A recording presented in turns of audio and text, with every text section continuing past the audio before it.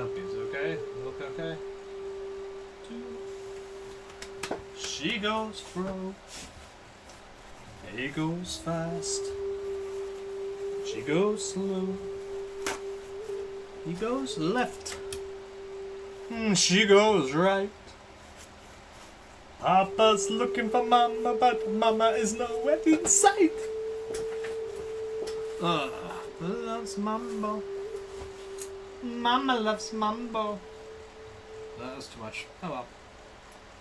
They can mix it in with the other stuff. That's all. Mambo papa. Mambo mama. Don't play the samba. Mamba. What's the mambo tonight?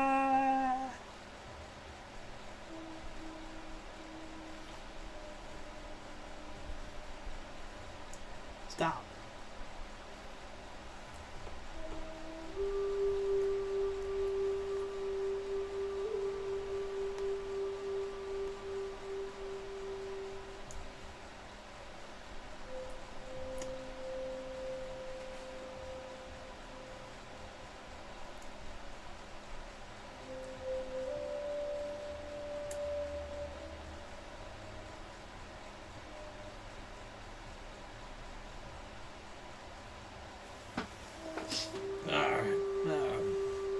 Alright, so how's everybody doing, man? Anybody alright? Let me get this shit done, too. Where is my mind? Where is my mind? Where is my mind? I had 2 viewers for a second, guys. Go on. Just like that. Go on. Oh. I was going to think about something. I think there was something I thought I wanted to tell. I'm trying to think, nothing happens.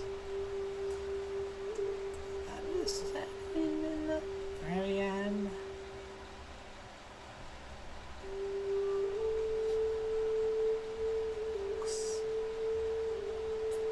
Suck little fish. When is my mind? Where is my mind? Where is my mind?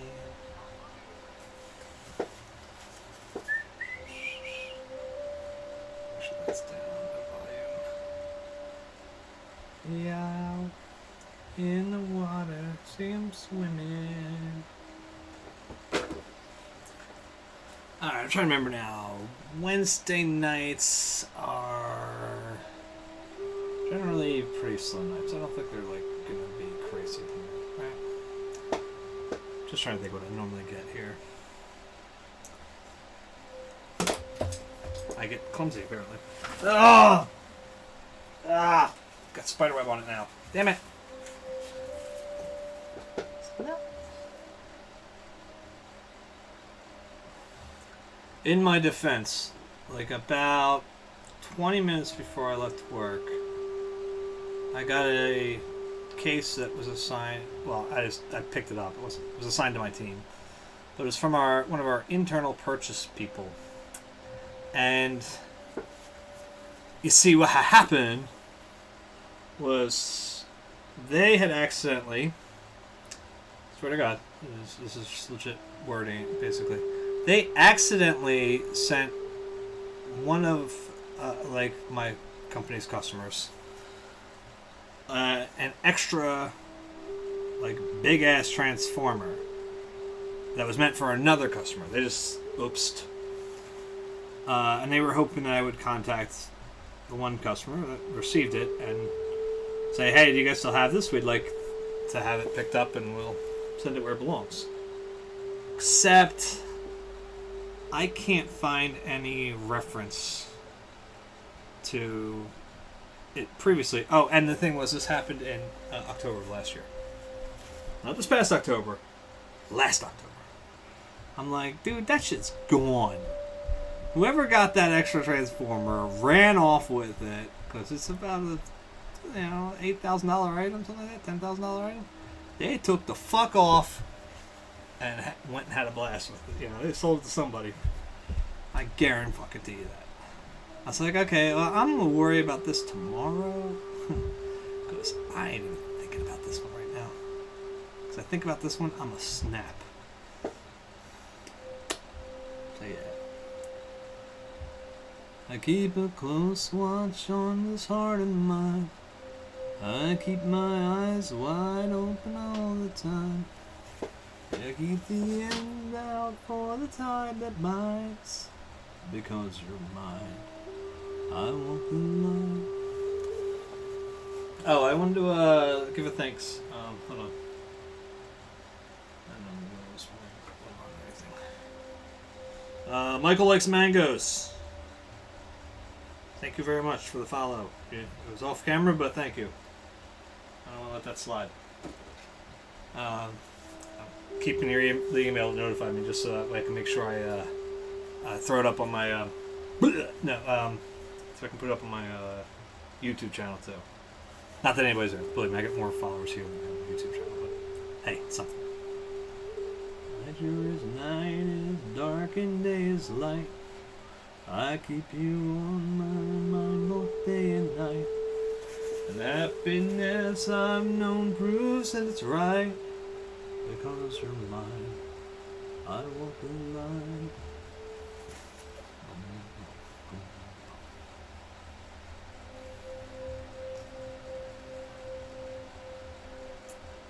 You got a way to keep me on your side. You give me clothes for love that I can't hide. Oh yes, when you I'd even try to turn the tide. Because you're mine. My boy's gonna be rough tonight, by the way, just so everybody's clear. Mistakenly, I always like to listen to something to warm up before I get on here, and tonight I listened to Woo-Ha from Busta Rhymes and tore my voice up. Pour the tide that binds, because you're mine. Can't even deep it out. Can't do it.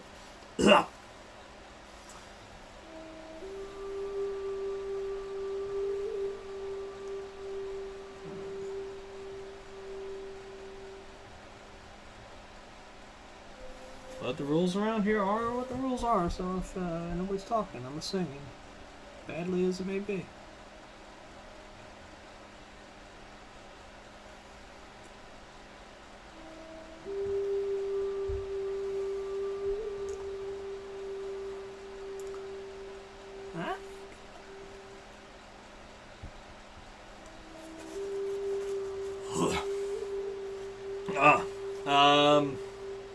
I am continuing quietly, at least right now. I'm saying it on here, but I haven't shown anybody yet. The little incident from when I was watching Mike that led to me drawing Mike and what have you. I did finish up a sketch of Pink Eye Epoxy, so I am working now on my John Sandman sketch. Though I'm going before he shaved his mustache. I'm like, all right, I'll draw John, and then I'm like, clicking on his channel, and apparently, like, yeah, for November or no Shave November, whatever the hell I refer to it as, he raised a lot of money, and his followers all voted on him shaving his big ass beard. So I'm like, yeah, I'm not drawing babyface John. Yeah, sure, if he had robbed a bank or two, then maybe I'd draw babyface John, but it's babyface John, you see, cuz? La la la la la la la la la.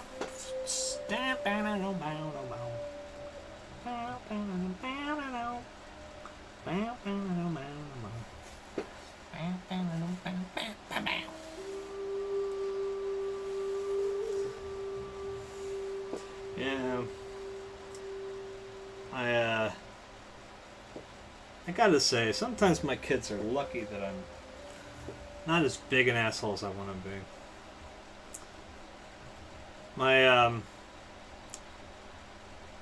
I've said it on here a few times. My daughter and her boyfriend, they got an apartment in August, so they moved in together. And for Black Friday, my daughter's boyfriend has a like almost like tradition of going out Black Friday and like buying a TV.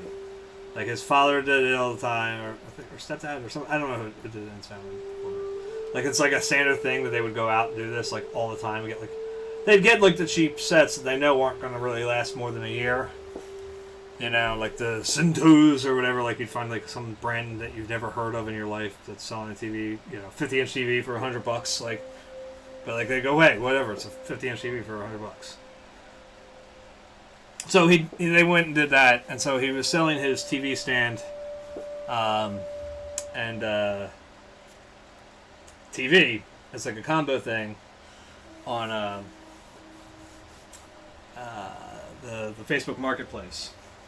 And I was going to be an asshole and be like, hey, is this still available? Because my daughter and her boyfriend they got their own place and I want to see if I can get them a nice TV. So Andrew, Ali, you guys are lucky I like you guys. Not be that much of a jerk. That would have been funny too.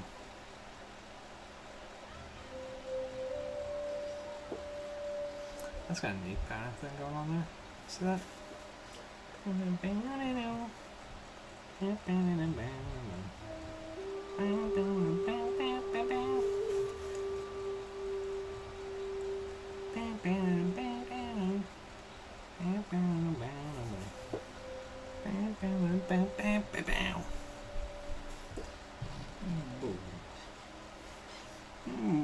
Got my belly.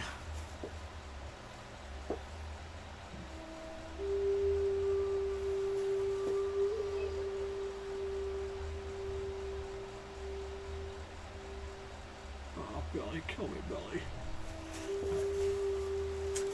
Now that's on the thigh.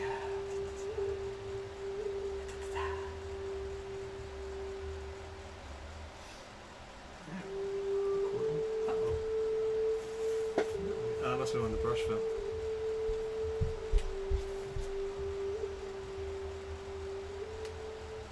A little paint on the computer. I'm sure that's fine. I'm sure it's fine.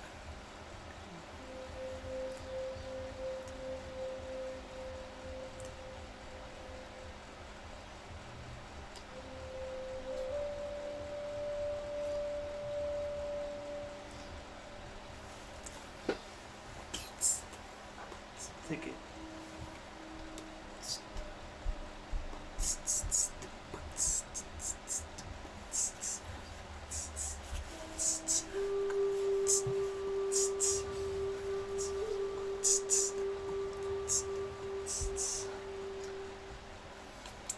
Come on, dog, let's take a ride. Don't you say shit, just get inside.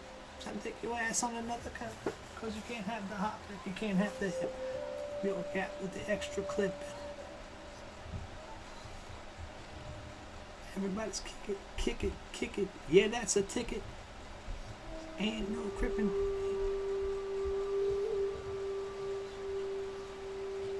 Don't matter if you're white or black.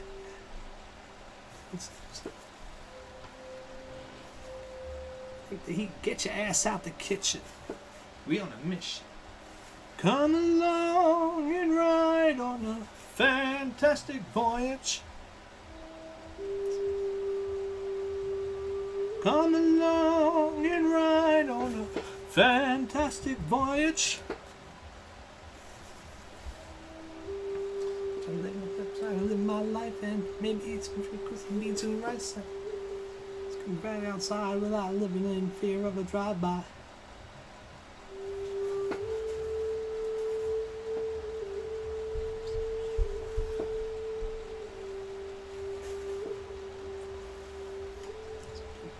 Like the evil. You don't understand about running with the gang, cause you don't gangbang, and you don't have to stand on the corner and slang, cause you got your own thing. You can't help me if you can't help yourself. Better make a left. And ride on a fantastic voyage. Come along and ride on a fantastic voyage. Oh, look like this man goes, how are you? I actually literally just said hello to you, and thank you for the follow. I appreciate it very much. Saturday, how are you? Yes, it is Coolio. I just had to. So yeah, it's one of those songs, man. I don't know.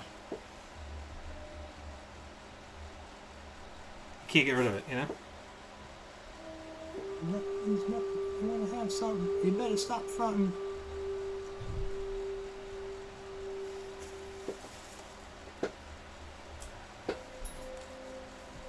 Oh, thank you. No, it's just literally every follow I get, man. Anytime I get one, it's like it's huge to me right now at this point. Because look, I'm a slow ass painter on Twitch, which is like focused towards game. I mean, I know there's a creative side, but so it's like anybody finds my little corner and says, you know, says a like, I appreciate it. So how are you doing today? I'm doing all right. It was a little dumbfounding of a work day, but that's every work day, so.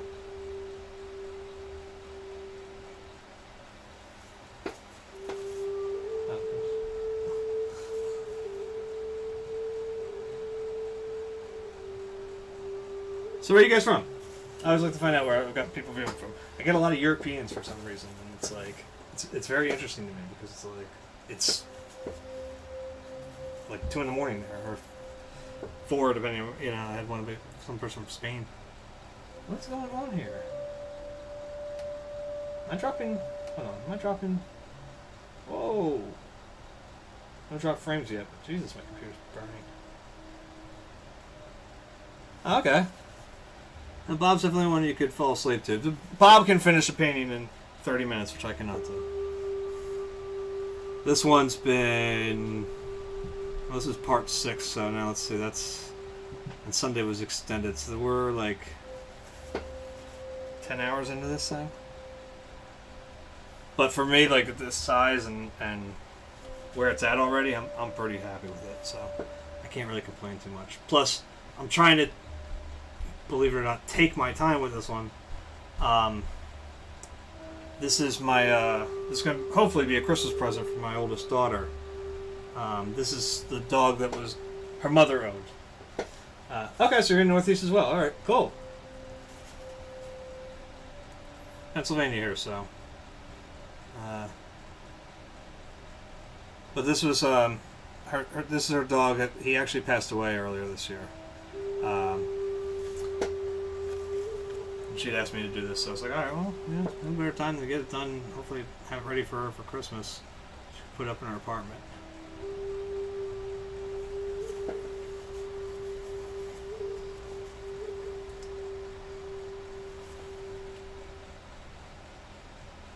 It's funny too, because I say I had an interesting relationship with this dog because I was always waiting for my ex-wife to just go, like, sick it!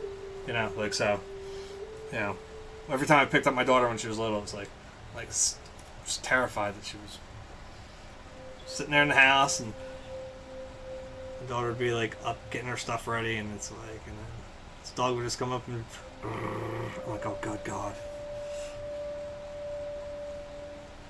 And again, I don't believe in bad dog breeds or anything like that, but I believe I'm terrified of my ex-wife.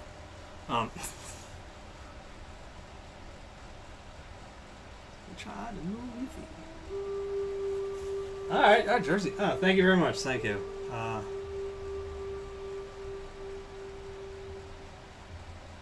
It's a lot of time, that's all.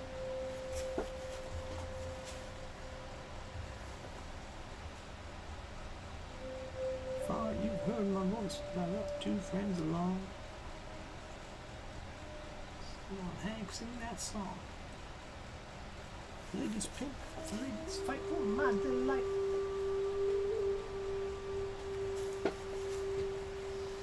Where about in Jersey? North, south? Like, I'm right outside of Philadelphia. So it's like...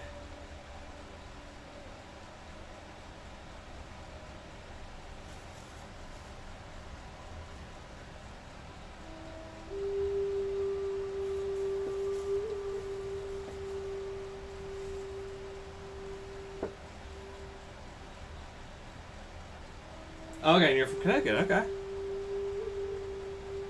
Nice. My wife and I are thinking about heading up there on our. We're looking into like north, like definitely like New England area, just not Boston, really. Like we're not trying to like get into somewhere we've been before. We've been to Boston a couple times, so we're trying to like for our anniversary in May. So I just can't find anywhere that I like. It's like the hotels, where it's I don't know. It's our 15th, so it's like it should be a little nicer, you know.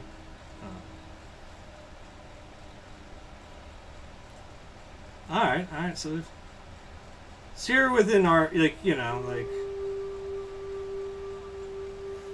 basically gritty town.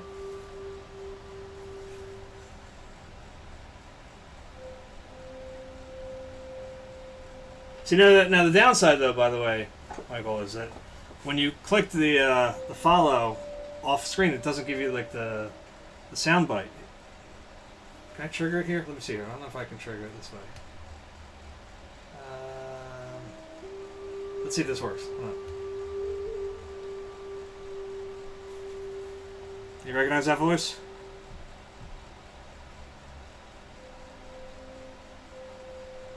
So that would be a South Jersey Philly. Unless you're really far towards the shore. Okay, Springfield's like maybe 5-10 minutes for me, depending on traffic, basically. I'm Delco. I'm Delco as well. So that's Springfield is not too far away.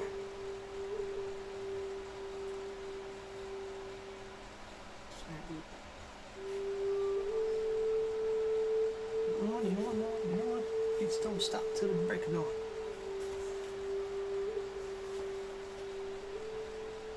Okay. All right. Yeah.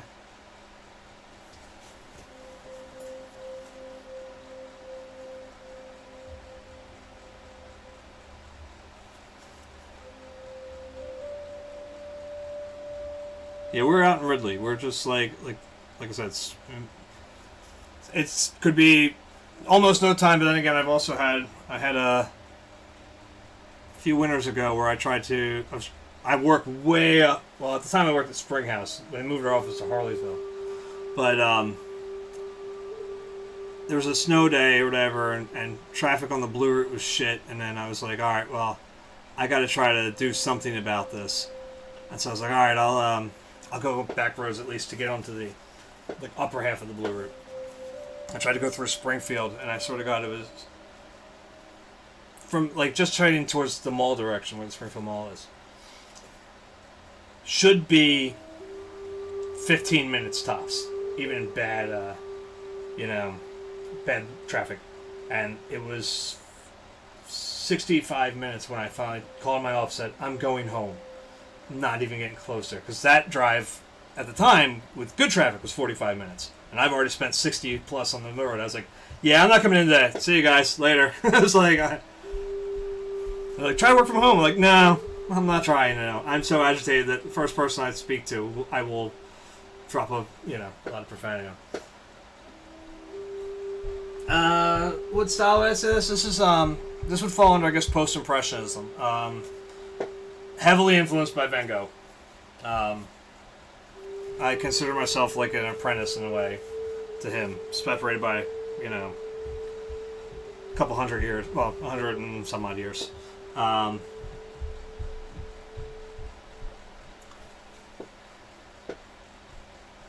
Eddystone? Yeah, okay. Yeah, that's the same school district as my kids. It's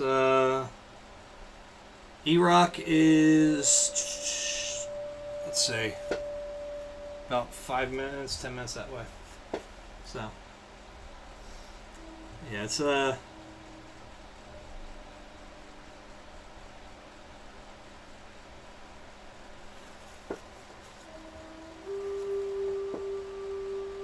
here, I'll show you guys. I sometimes paint with this on. I did that tonight, but as I said, I'm so heavily influenced by Van Gogh that I actually have a hat with his signature on it. This hat is easily 15, 16 years old at this point. It's from a Van Gogh show that came in through the Philly Museum back when my wife and I were dating, so 2001, 2002, something like that. Yeah, I mean, it's always quite shocking to see it. Like, I used to experience it a lot with my father when I was younger. My dad was a teacher over at Academy Park for many, many years. And I swear to you, we could not go anywhere without running into a former student of his, someone he knew directly. You know, like we took a family vacation down to Disney, and we're just sitting there, you know, in line. What line were we in? Because this is before Disney. Like Disney's been blown up now. This is still when they just opened up the Hollywood studios. So I think we were waiting actually for the Art of Animation tour, and you hear Mr. Coates, and they, you know, there they are looking at my, you know, there's my dad. That's one of his former students. And I mean, that would happen anywhere. We'd go to Boston. You know, when I was younger, I had cousins up there. And again, random people that, because when I say I have cousins up there, I mean, it's not wrong. It's 100% true. But my cousins we didn't know them until I was 8 years old. They were nieces and nephews of my great uncle's wife, my great aunt by marriage. You know, so they're cousins by marriage on that end. And my great uncle didn't get married till he was much later in life. So we did not know these people really until my great aunt had passed away. And so we went up to visit them and everything, and sure enough, Mr. Katz! It's like, Jesus Christ, we can't go anywhere. And it didn't get much better. Even now, like, you know, he's been retired for a couple of years, but my dad also, my whole family basically at one point, has worked for the Phillies in some form or fashion in the ballpark. My dad was a host at the ballpark. The guy usually would show you, you know, where your seats are or whatever. From '93 till this past year, he just retired. Oh yeah, I saw that. Yeah, Loving Vincent. It was an amazing movie. It was amazing. I went opening night. I went to the midnight show at a place called the Ritz. Have a great night. It's been out. It's a great movie. I mean, it's interesting. I like. Technically, it's amazing. Like as a feat of animation. Okay, yeah, absolutely. I'm on again tomorrow night, and if you can't do it then, I'll be on again on Sunday. So, I'll catch you later. And again, thank you very much for the follow. Oh no, it's but as a technical achievement, it's beautiful. It's absolutely gorgeous. It's a little weird because everyone in it's supposed to be French, and everyone in it has an English accent. That's a little weird as far as movies go. You know, like, I mean, that's like a minor bitching. Like, it's nothing major on it. It's just kind of, like I said, every now and then it pulled me out of it, of the actual storyline. The storyline is interesting. It's basically running past it's a theory that's been around for a while, which is that Vincent didn't kill himself. There's actually been a strong rumor, and actually there's been kind of mounting evidence that he may not have actually shot himself. And that's what this is following, and what the movie followed. It was really cool, and it's funny. I went down the night it premiered in Philly. I went down to this place called the Ritz, and I got down there.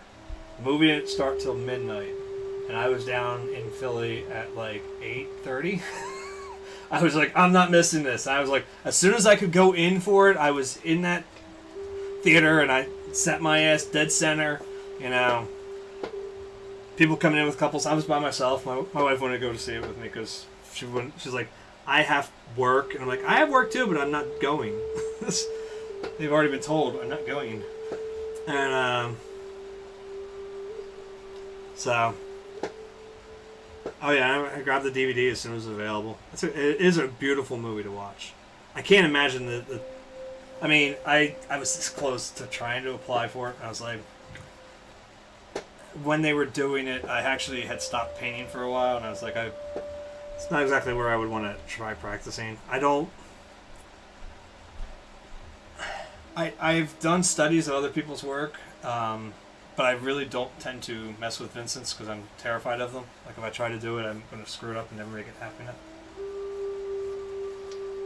It's I believe it's still up, Amazon or whatever, and I don't know what on-demand options would be, but I guess like on their Amazon stream maybe, but yeah, if you can get to see it, I absolutely recommend it. It's a beautiful movie. It's actually kind of funny at how little Vincent is in it. It's in a weird way. Like they don't really have him say anything, and most of the stuff with Vincent in it actually is in black and white because it's all in like flashbacks for him. Like people are telling stories about him, so they did that stuff in black and white. But like the people that they're talking to are portraits that Vincent had done, and they kind of worked them into the. It's really cool. There are weird little bits to. Like, I mean, I'll say I'd watch, and there are times where I'm going, nah, that color's off on that. Like, there's certain paintings that I've seen in person that I know. They're doing what they can as best they can to keep it consistent. Because one of the animators might literally be working on like one part of the scene, and then the other person's working on the other, so they're trying to blend those as easily as they can together. So a couple times they had some misfires on colors, but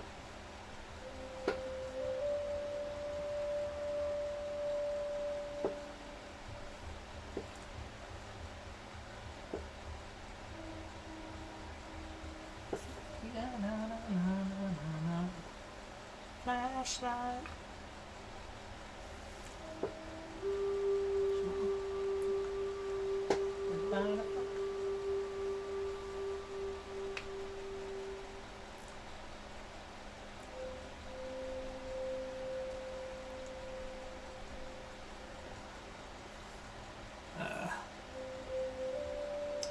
I think I could literally talk about it for hours. Like I don't want to like ruin everything on it, but it's a gorgeous movie.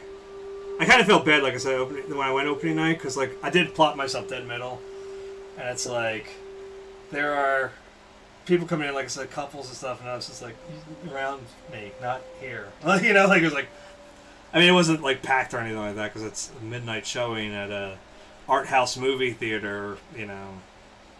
That the one thing that movie ran into is since it was so independently made, like they were scrapping together cash and stuff to make it, and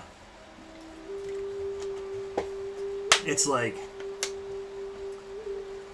they pretty much did it almost entirely without studio involvement. So they had like almost no real heavy promotional value stuff to try to, the Van Gogh Museum got behind them a little bit and tried to give them a little extra push and stuff. But the rollout was so weird. And, the paintings were crazy. If you see the behind-the-scenes stuff, there's times where they're like, they'd have the projection of, like, the one frame they're supposed to be painting. And it's like, they're like, I do this, they shoot the frame, and then I have to wipe it out. And then, like, there's times where they'll come back and be like, this was wrong. The face jumps or whatever too much, and they got to go back and do it again. It's fucking crazy. I think you can find the making of on YouTube now. I think that part it was like a DVD extra at this point. Well, that they did get to it, but like I said, it was like they crowdsourced, I believe, for a good portion of it. They got the Van Gogh Museum did some sponsoring. They got Where are they? Like, what's the company? Royal Talents. Yeah, Royal Talents. Makes Van Gogh paint. They were using their paints as like a they did their donation to it. It was, but again there was so much spent because it was so expensive and so hard to make. They had to hire to more animators at one point. They were because it was like we were really far behind on schedule and we need to get this moving. So they hired a bunch of people to come and live out in, I think they were doing it in Poland, if I remember correctly.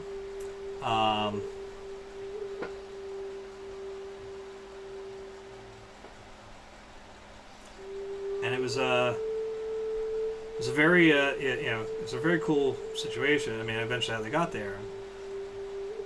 Like I said, I believe I donated stuff like after the first trailer scene. I don't have that much, so I couldn't do much, but I was like, dude, fucking A, I put this. Yeah. Like I said, I was making sure I was like, yeah, opening night. I am not missing that. It was like February. It was a surprisingly nice February that night, if I ever recall. It was not super cold or anything like that.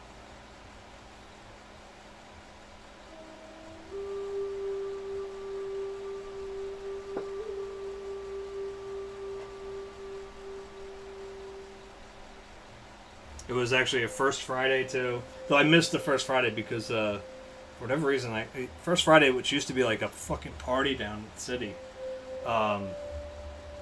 has really diminished pretty dramatically actually.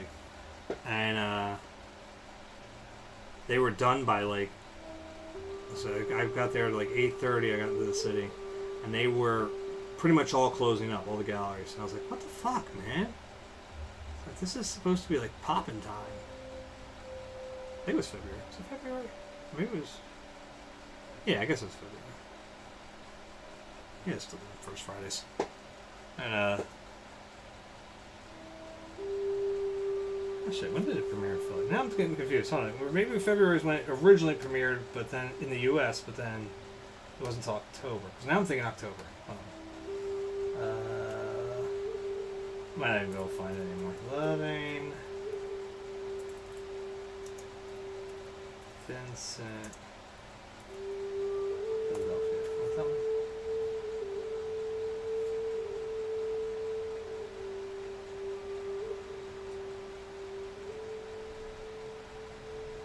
Try not to tell me anymore. Yeah, except for there.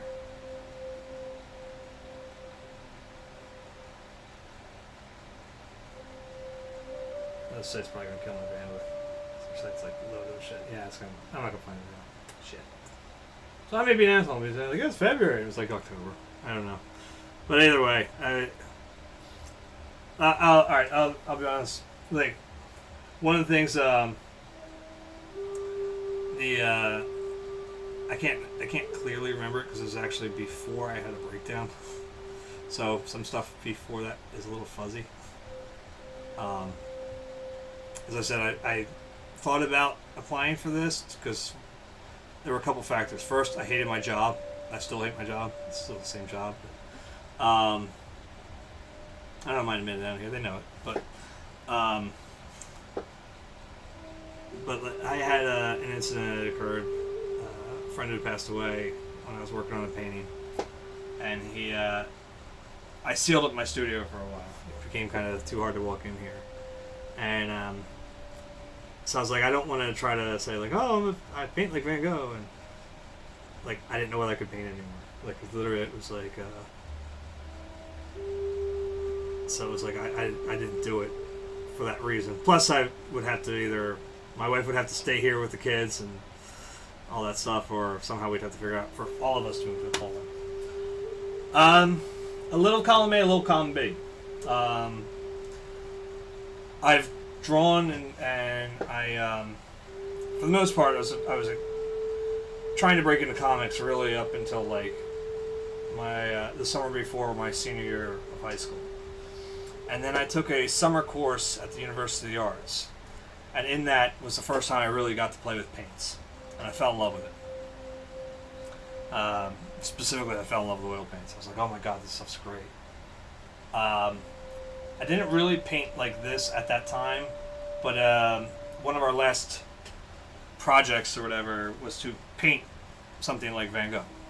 And that was when I absolutely like clicked on it. It was like, oh my god, this is what I love this. I love this work. So I had only seen a few of the paintings that we have at the Philadelphia Museum. I wasn't super familiar with his work. I mean, obviously Starry Night, and all that, but everybody knows that one. But so I was like, all right, let me dig deeper into this. So my senior year of high school was for the most part learning how to paint. Not necessarily in class, but outside of class, I was doing everything I could. Then I went to the University of Arts because I thought I loved it there. I loved being in the city. I thought it was a great school. Now I get to see my old teachers. Turns out all those teachers for the summer course were like office staff during the year, so I did not get to see them. I didn't have any of them. And the painting department was rather resistant, I'll say, for the most part, to me trying to paint like this. They really, I don't know what it was. I think maybe because Vincent is such a distinctive style on his own that they were like, you can't paint like this dude because he only paints, And I tried to be more Monet-like. Like there's a million Impressionists, and they'd probably be like, oh yeah, go ahead, paint like a Monet. I'm assuming. I don't know. I can't be 100% sure of that. But I did notice the people that were more impressionistic, like a more Monet-like style, got their balls busted a lot less than I did.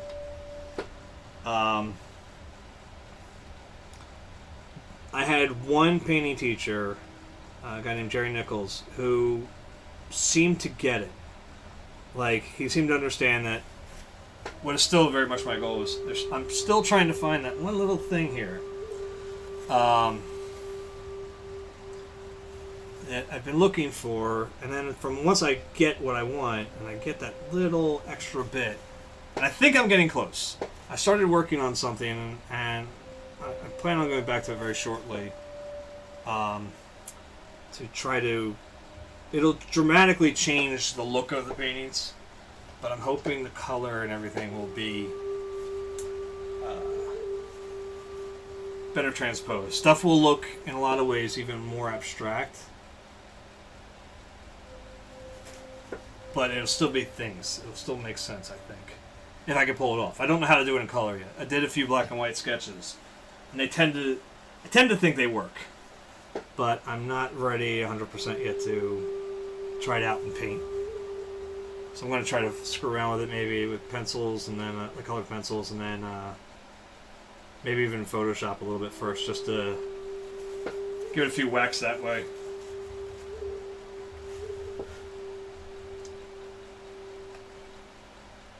Now, do you paint at all, or draw, or anything? Or just like to watch? That's all good either way.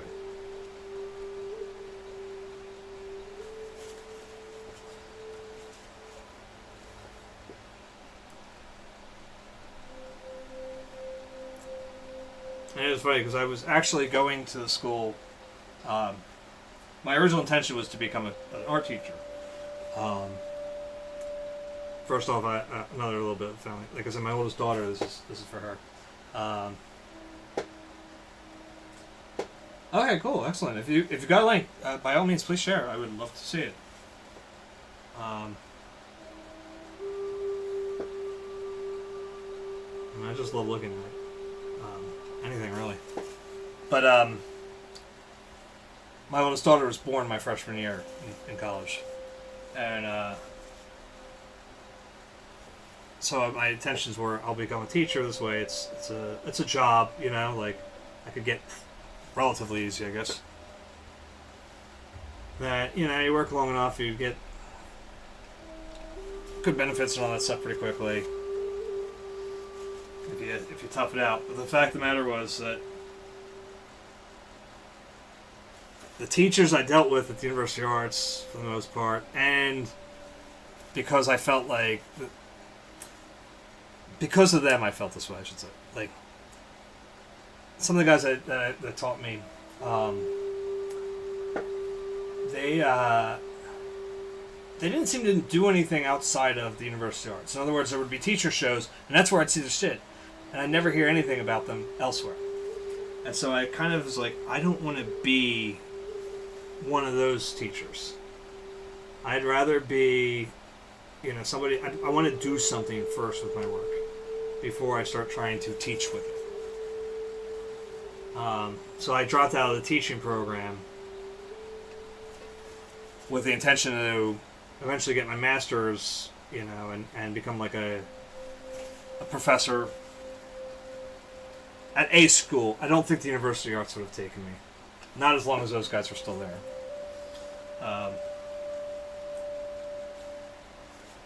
I had a bit of a reputation.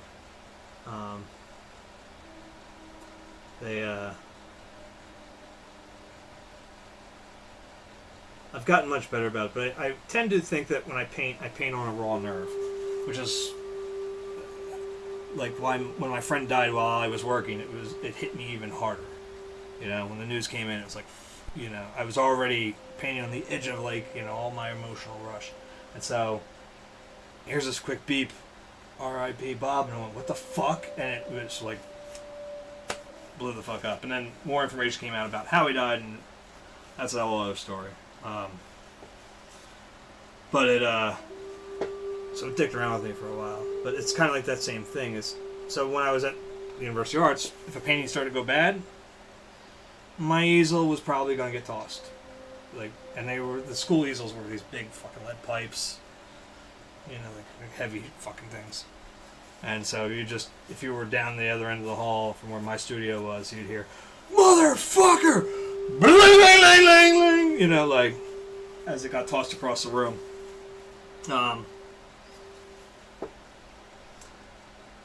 So on top of always butting heads with my teachers, I had a temper too, so I don't think they would have hired me.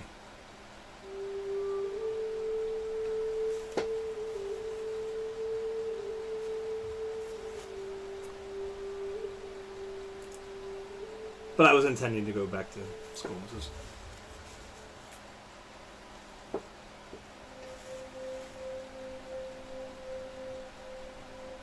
But right as I was about to graduate, my oldest daughter came to live with me.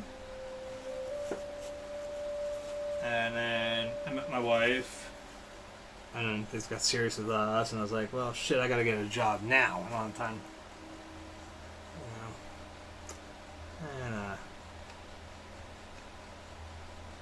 so that ship kind of sailed. Though admittedly, I don't think I would have had the patience to be an in-school teacher. That's why I kind of actually started thinking about this as a means. Is I thought maybe if one or two people pick something up while I'm painting.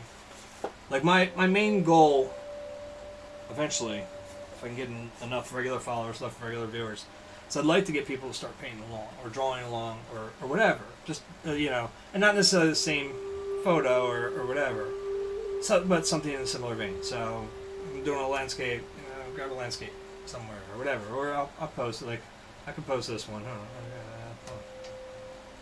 Let me get the link. Okay, stop me now. Listen to me now. Listen to me now.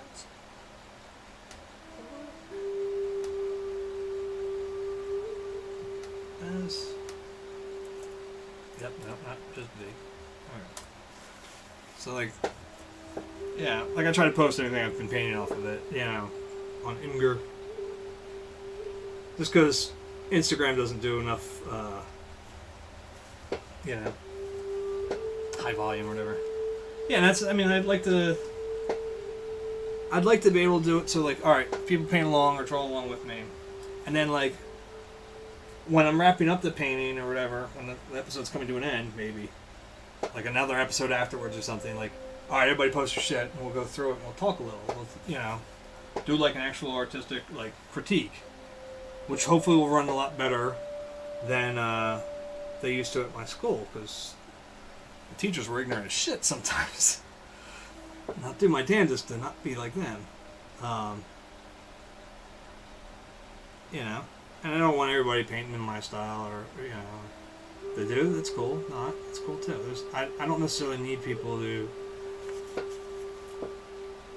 like, that's a problem I think a lot of people ran into at the University of Arts, is like the teachers, and they're different now. I want to, before I, you know, before I start bashing it, because I don't want to make it sound like I'm bashing the school, because actually I went back recently, about a year and a half ago, and it's a very different place in that department right now. It's a very cool place. But the teachers back then definitely seemed to be like, if you didn't paint like them, they had no idea how to critique you. It's like, it was, they missed all the points on everything. I had a girl in my class, her name was Jenny, and I won't go into details of it, but something that she told me about had happened during the year. It was very, like, fucked up. Like, something, you know. And not long after, she did a self-portrait. And my teachers were sitting there looking at the self-portrait during the like, group critique. Everybody's, you know, they brought in, it wasn't just that was, I think, junior year. That was junior year. And they brought in sophomores, and they brought in freshmen and stuff, and everybody was there together. And the teacher's like, "Oh, this is a very, you know, I feel very relaxed looking at a self-portrait." And when I tell you, the self-portrait was her dead on, and like head down, and she had these earrings, and they were like little like bone tooth like earrings that like were, I probably just got pain on my head, like stuck out like this. I was like, I'm looking at the teacher, and he says that, and I just turned back to him. I was like, "Are you high?" And he's like, "What?" And I'm like, "Dude, this is aggressive." I was like, "If you put a goddamn like nose ring in her, she's a bull ready to attack." And he's like, "Huh?" And I see her kind of like smirk up a little bit, like she's like, "Oh my God." Like, I was like, she's ready to fight in this painting. She's ready to kick some people's asses here. I'm like, there's nothing peaceful about this picture at all. I'm like, I don't see how you get that anywhere near there. And they're like, you know, and they were just sort of like staring at me. And again, I have a reputation. I wonder why. So they, there was another time where a girl had painted a guitar, but she really only painted like the body of it. And she was talking about how she's listening to Jimi Hendrix, so she wanted to do something based off of that. And teachers were like saying like, "Oh, you know, but I don't see the guitar. I see just this close up. It's like super close." And I'm thinking Jimmy. I'm thinking guitar and the movement and the flow, and this is really tight. And I said, "Can I ask one question?" She goes, "What?" I said, "Is that a Fender Squier?" And she says, "Yeah." And I said, turned to the teacher, like, "That's a piece of shit guitar." I was like, she knows it, and she's like, "Yeah." I was like, that's why she didn't paint the whole thing. I was like, the Fender Squire's the bottom rung, you know. I'm like, it's not a Jimi Hendrix guitar. That's why she's not painting the Jimi Hendrix guitar, but she's relating to it. And he goes, it's like, it's a student grade guitar. And he goes, and she started cracking up. So anyway, I want to make sure I'm not like those guys. I like to think I always had a gift for critiquing without being an asshole. Maybe I was more of an asshole, I don't know. I was just an asshole to those guys, but I don't think I was that bad to my students, like my fellow students. They were really bad. I feel, like I said, I don't want to bash the school. They're a much better place now. I went and visited shortly after my breakdown. I was literally prescribed art by my shrinks, and they were like, "You have to go back to you got to go back to museums. You got to start looking at stuff. You've got to get back in touch with that side of yourself because you're killing yourself if you don't." Like, they flat out told me, and they were right. I mean, I was definitely on the edge of suicide, and they They knew. It's like, yeah, look, your depression's and the way it works and stuff. They like, you can't live without this stuff anymore. And I was like, all right. So I went back to the school not knowing what to expect. The last time I had visited them, one of my old teachers had literally crept out of the teacher lounge or whatever on that floor, and he poked his head and was like, "Hey, Brian, how are you?" I was like, I'm good, Gene. How are you? Good. Coming back? No, just visiting. Oh, good. You know, I was like, once he thought I even had a chance of, like, you know, coming for a master's or something, he almost shit himself. But the this past time, like I said, about a year and a half ago, I talked to one of the receptionists, I guess, or whatever, the office worker there. She was like, "Yeah, they're all retired. Like everybody that taught me is either retired or dead." And I went around through the junior studios, because that's one you can actually walk through pretty easily. And they the first one I went into is in the back, actually, which is where my old junior studio was, with my studio partner Kevin. And it was a fucking shithole. There's shit everywhere. These people were, just had a pile of crap. I loved it. The place stunk of turpentine. So it's like they're people are just leaving it out all over. And I know it's technically a dangerous situation, but it's like, this is close to here as I can get. Like, if you could see the rest of this table, I only showed this part, but if you saw the rest of this table, it's a mess, and it's, garbage everywhere. Like, to me, that's part of the creative process. That's how I lived. I was a weirdo when I went there, because everybody else, I had people would paint wearing plastic gloves, just sitting anything on their hands. Like, how the fuck do you do that? Like, I'm in the studio for 5 minutes and I'll end up with shit all over my hands. Like, that's probably not as dark as brown, but it's a brown orange mix. But like, I did, so here I'm going back to it now, and everybody's like, looks like my studio was. And I was like, this place is great. Like, I started looking up at, and I kept going through, and everybody's studio was a goddamn mess. And I'm like, and they got, wild different things going on, like, as far as styles and all sorts of, just, it was just delicious. Is the best way I can put it. And it was just like, wow, this place is different. It's like, exactly. We'll talk about like Bob Ross again. Like, I don't know how that man ever painted in a white shirt all the time and kept it clean. I have no concept of how that works. It's fascinating to me. Don't get me wrong. Like, I'll watch it sometimes. Just like, I still watch it. I host them on here on occasion too. When my friends aren't painting, but or making stuff. But it's like, I don't understand it. I don't get it.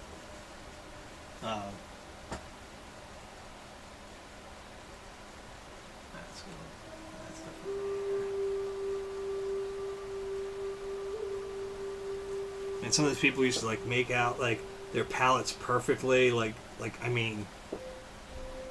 go through and with, like, the colors in the circle. I'm like, no, I grab what I need when I need it, and then is it wasteful? Probably, but I'd rather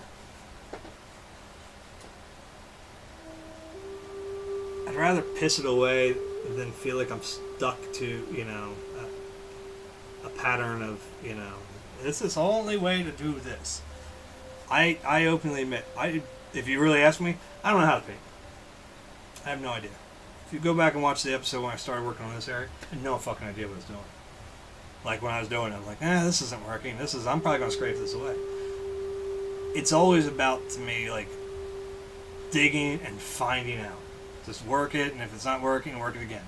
Like, just, I was all set to scrape it up the next step, so I was like, let me go and keep hammering just to see if I get it. If I don't like it, then by the end of that I think it was like the third episode, I was going to scrape it off. I guess it would have been like the fourth. It took like 3 to get through it. But I was like, you can't lock yourself in like that, It's just, at least to me.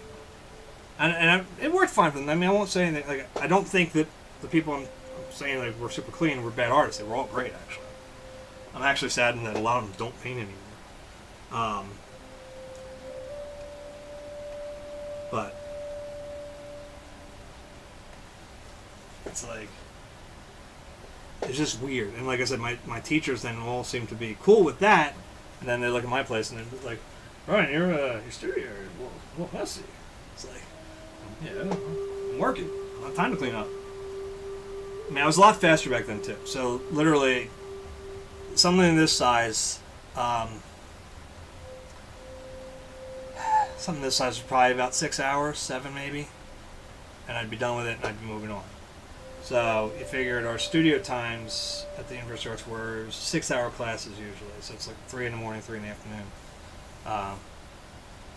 Ahead of time I'd work through the lunch break anyway, but if I didn't and I got lunch, maybe I carried it over to the next day, but only for a short time. So painting was off off the easel and in the drying racks like that, and I had another canvas up because I had to. I just had to keep working. Especially something like junior year where I was just super productive.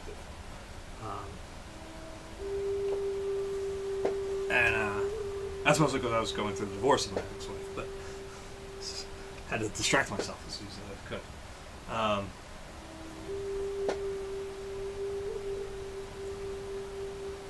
So it's like I literally would tell them, like, I don't have time to clean. And they're like, what? I'm like, next painting's got to be done. And they're looking at me like, you could take a look now. I can't. I'm behind schedule. And they'd be like, what do you mean you're behind schedule? Well, I plan to do 3 paintings this week, and I'm only at 2.5 right now.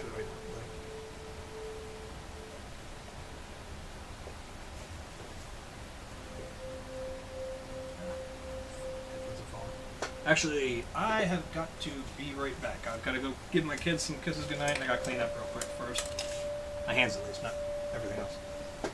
So I will be right back. Let me mute this, and hopefully the song's not too annoying. It plays in the background.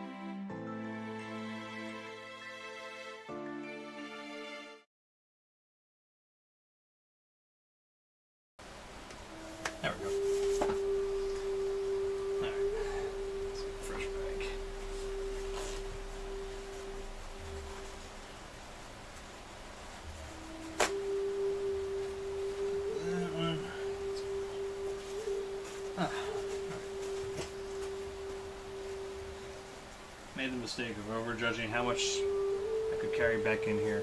A bunch of Amazon shit for my wife for Christmas. I don't want her to look through.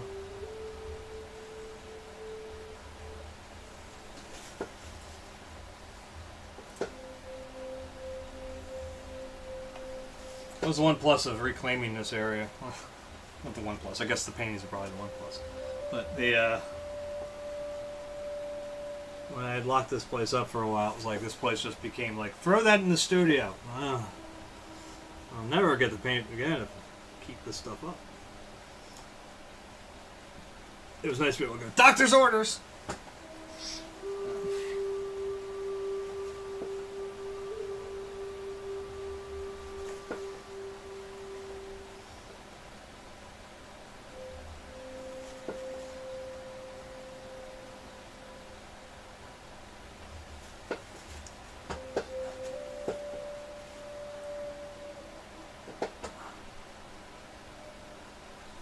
But I do still have to put shit in here just because, like, she won't come back in here now too much, so. Well, she absolutely has to. So I can hide stuff in here.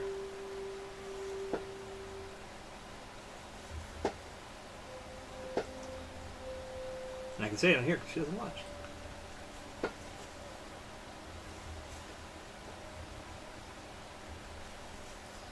Of course, my mother does on occasion.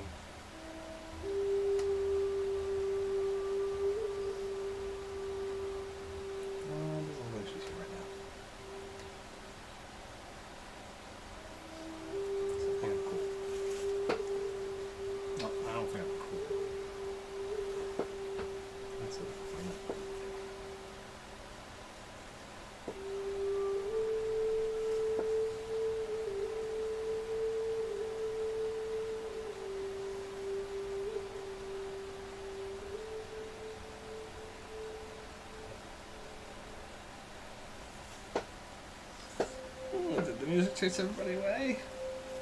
Uh-oh. Maybe the Brian Coates original music was not like it.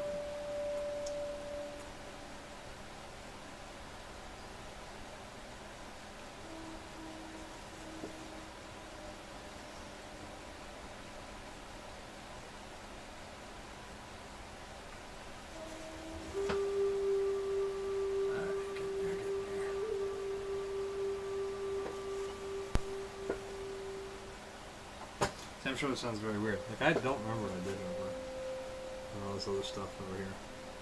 Like, all this, even as I just did it not too long ago. It's like, I'm not really sure how I did that to get it to look good for over here. Because they are different areas. They're not like...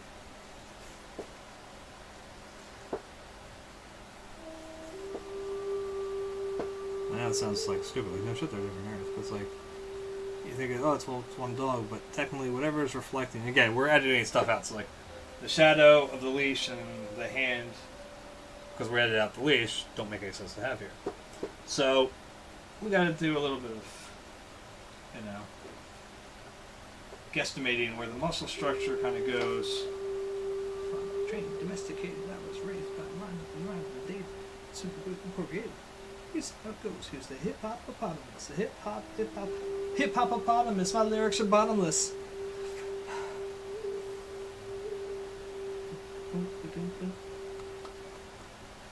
Sometimes when rhymes are polite, I think it was dead, that's right. It was very delicious, good night. Sometimes I ever seen like a point of rep. 17. Ha ha ha ha ha. It's lingerie. They call me the hip-hop-opotamus. Goes like the Lunatics, fighting off the top of this esophagus. Not a large water drawing mammal. Where did you get that preposterous hypothesis? Did Steve tell you that, perchance? Steve. Rhymes and records that don't get paid, cause my rhymes that don't get paid. When you rap like me, you don't get laid. You don't get. Oh, this is so potent that in this small segment I made all of the bitches in the area pregnant. Yes, sometimes my lyrics are sexist, but you lovely bitches and hoes. Now I'm trying to correct this. That's this me. Say no rhymes, I say. Why? Why? Why exactly? Go constructive with your feedback, please. The Because I rap about reality, like me and my grandma having a cup of tea. No party like a Menaceart party. Hey, ho. I'm the motherfucking.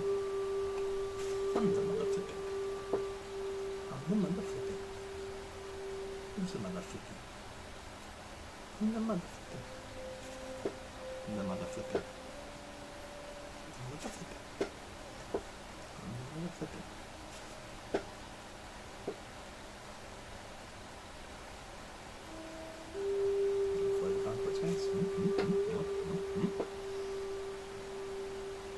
I should check to see who's live that we can actually raid if we get it done.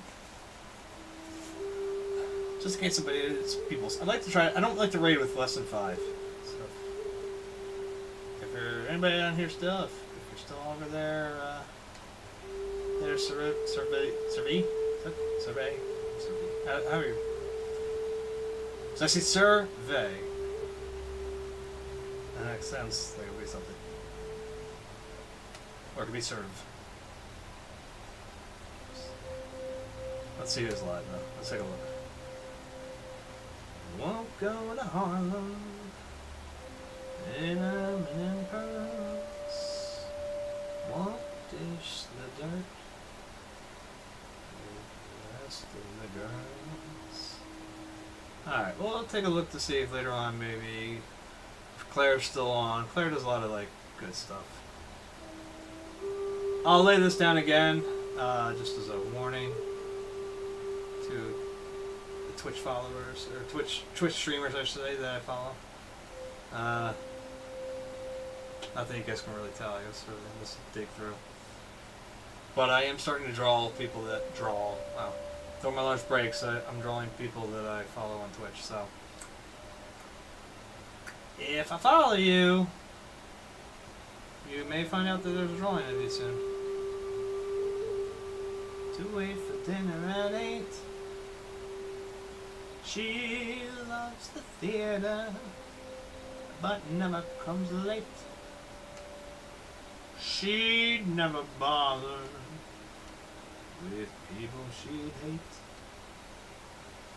That's why the lady is a friend.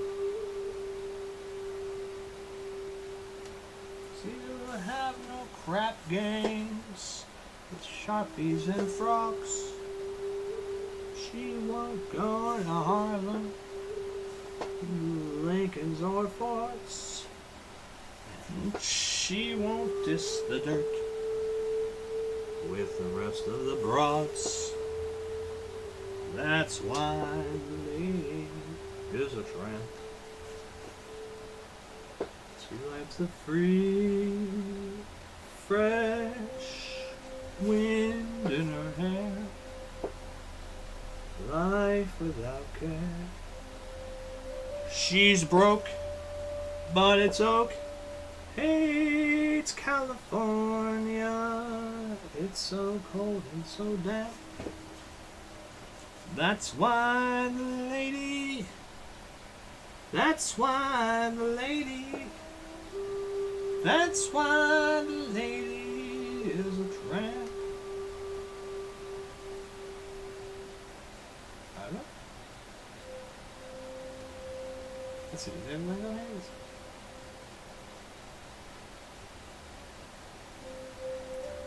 Let's take it slow. Wait for them to ask you who you know.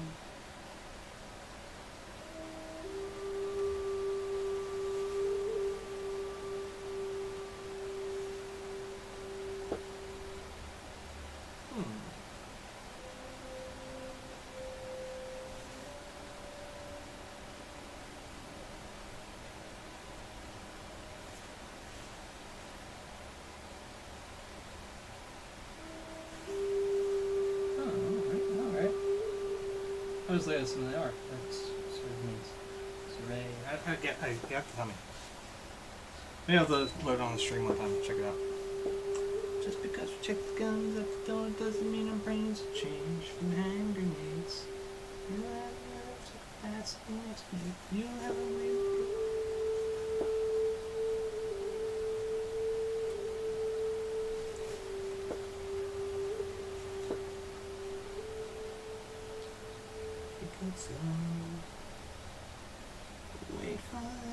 Ask you who you know.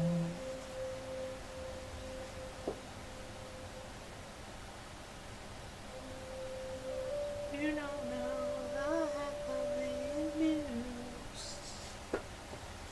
We don't deal with outsiders very well. They say newcomers have a certain smell.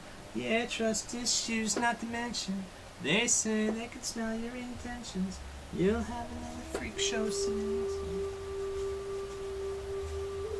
You think it when you get there, sitting next to you. Add a little bit of cerulean, just because I feel like if the lighter blues in there, it might actually. Again, it gets mixed in and it does grow green a little, but I think it'll give me the tone I'm looking for. Or am I not? I don't know. I'm not finding what I want yet. I don't want it to be. I feel like that's a definite different tone. I don't know. Maybe we put some of this in there too. Let's take it slow. Wait for them to ask you who you know.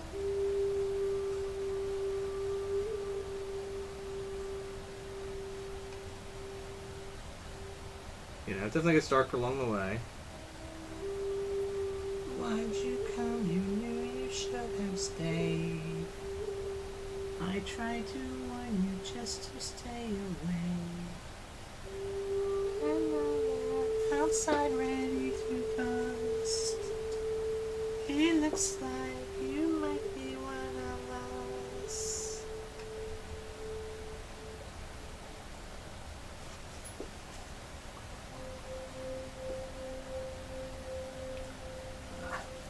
So I'll say it's a good night. I'm not saying good night, I'm saying it's a good night. New followers, new talks is always good.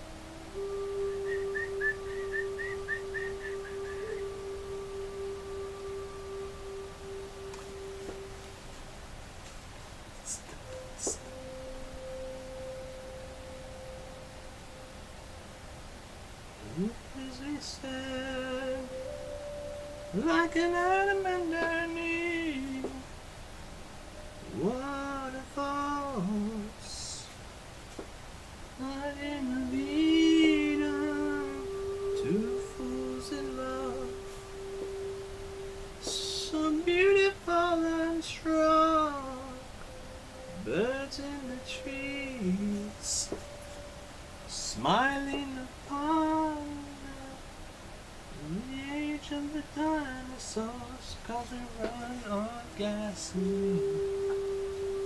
Where is it gone now? It's nothing but flowers. It was a factory. Now we got my boots in reverse. You got it, you got it. Got a rattlesnake. Now we've got something for dinner. You got it, you got it. It was a happy mall. Now it's a bird with flowers. If this is paradise, I wish I had a lawnmower. Got it, you got it.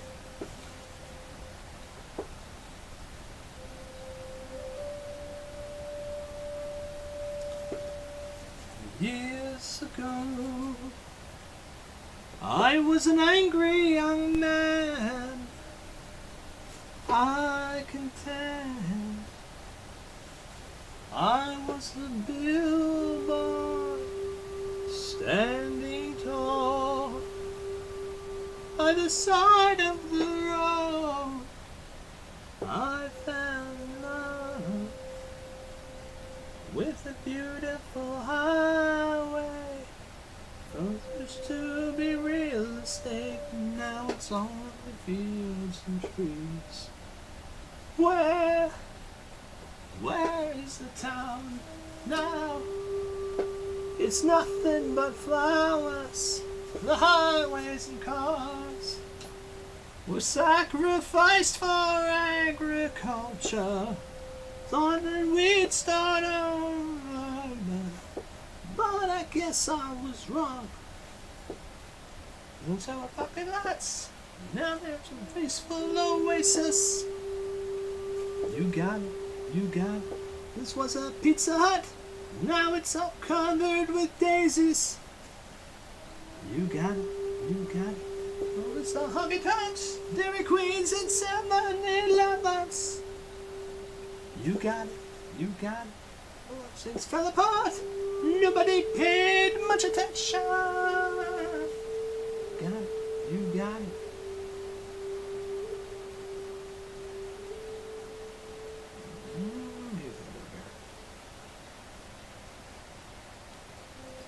Just a little bit. Just a touch of that. This one might have to go.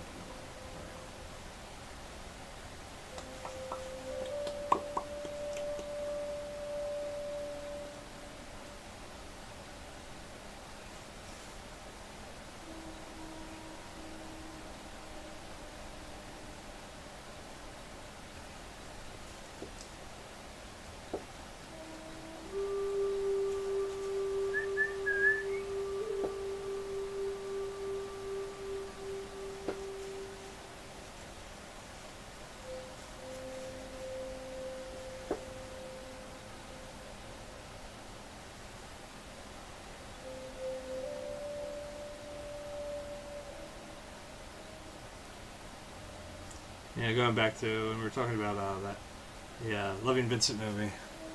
I adored that movie. I just think it sucks that it went against fucking Coco for animated movie, man. I mean, I believe they got a technical achievement award, so it's cool. But like, for best animated movie, it was like, it's going against Coco. And up until I saw Coco, I was like, no, I want Loving Vincent to win. I want Loving Vincent to win. And then it was like, we saw Coco, I was like, God damn it.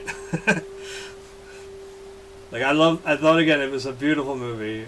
Plot-wise, it's good. It's not, like, handled amazingly well, I guess. It's not handled Coco well, let's put it that way. Coco was good. It's like, damn you, Pixar, you did it again. You ripped my fucking heart out again, bastards. Ladies and gentlemen, please, would you bring your attention to me for a feast for your eyes to see? An explosion of catastrophe like nothing you've ever seen before.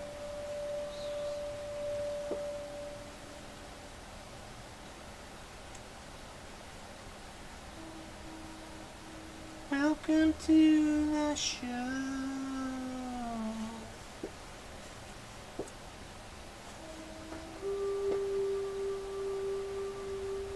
This is where it becomes a little more difficult, because I'm trying, I believe it or not, I'm trying not to be in your way, but at the same point, the angle of this on the light is just terrible, I can't see.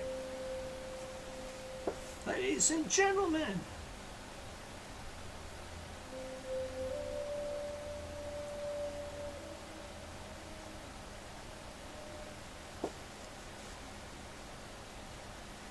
ladies and gentlemen, good evening.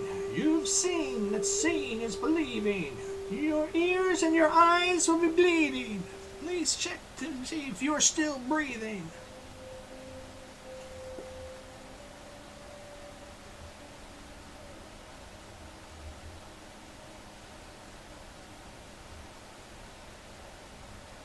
Welcome to the show.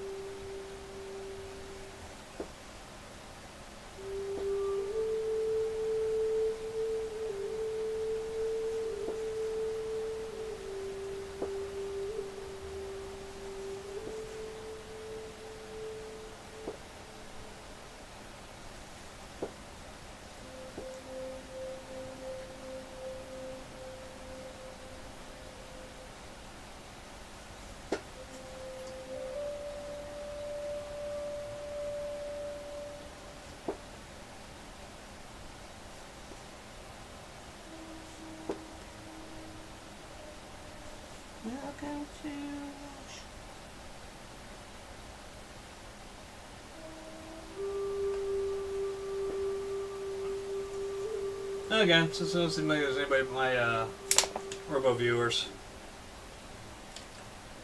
Now, and if I'm wrong, by all means, speak up. But I'm pretty sure it's just me and my monitors. Oh, look at that. Ain't no water bottle. Cool.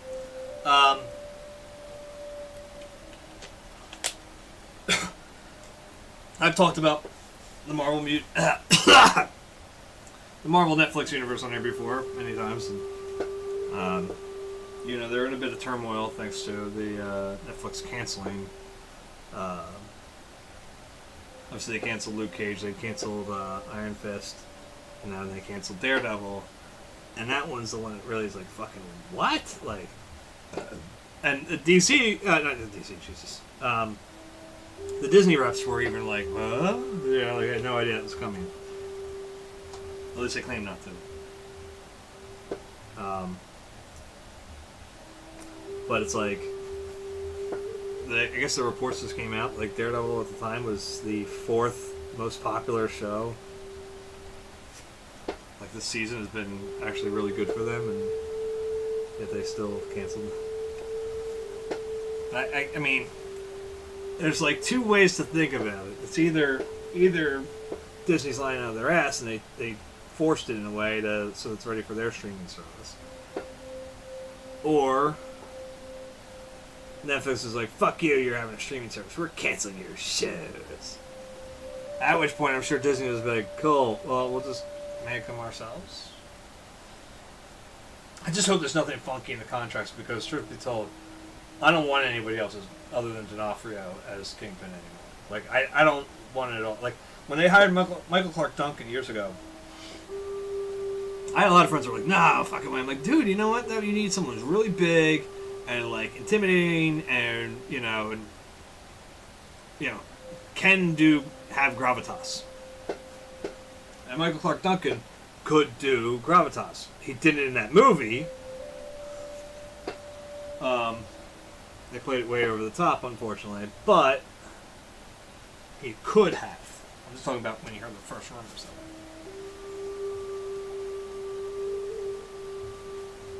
And it's just like, you know, but D'Onofrio has just fucking killed it as that character.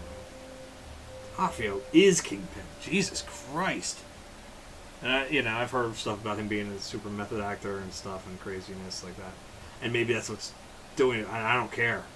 He is so fucking good as Kingpin. And Charlie Cox, right, is Daredevil. Oh my god, he's great. The fact that he went and, like, you know, he said he studied with actual, you know, like, he spent a lot of time working around actual blind people, so he got used to the idea of not looking people in the eye.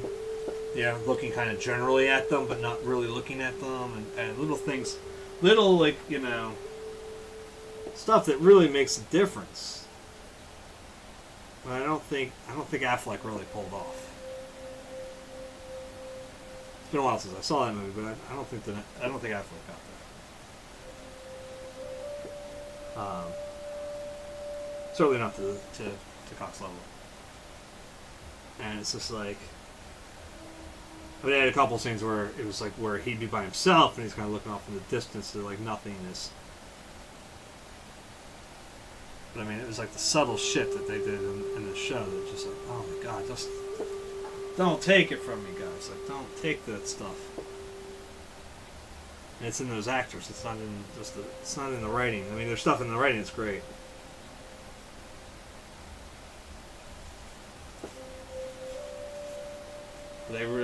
They focus on so much other stuff. I gotta be honest, I loved the whole, like, with Poindexter. I don't want to say who he becomes. I'm trying to stay spoiler clean. But with Poindexter, this season, if you know who that is, you know who it is. Anyway, he when he was having some moments, they would have him, like, they'd have the buzzing noise playing and shit, and I was like, oh my god. That's so fucking tight. Like, I heard those noises before. I know exactly what that is. You know?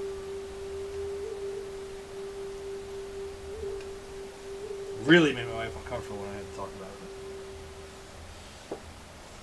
She was like, what's with that sound? I'm like, because that's what you hear, dear, when you're going a little cuckoo. Like, that's all that comes through your head. It's like, believe you me.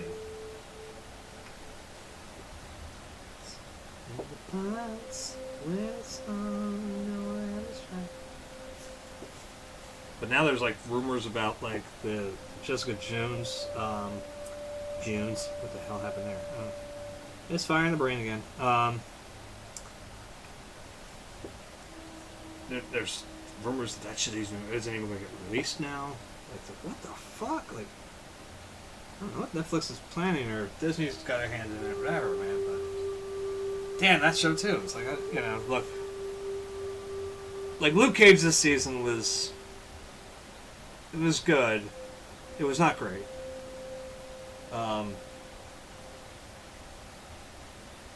You know, it was really good, but again, it wasn't first half of season one. It was first half of season one, as far as the show goes.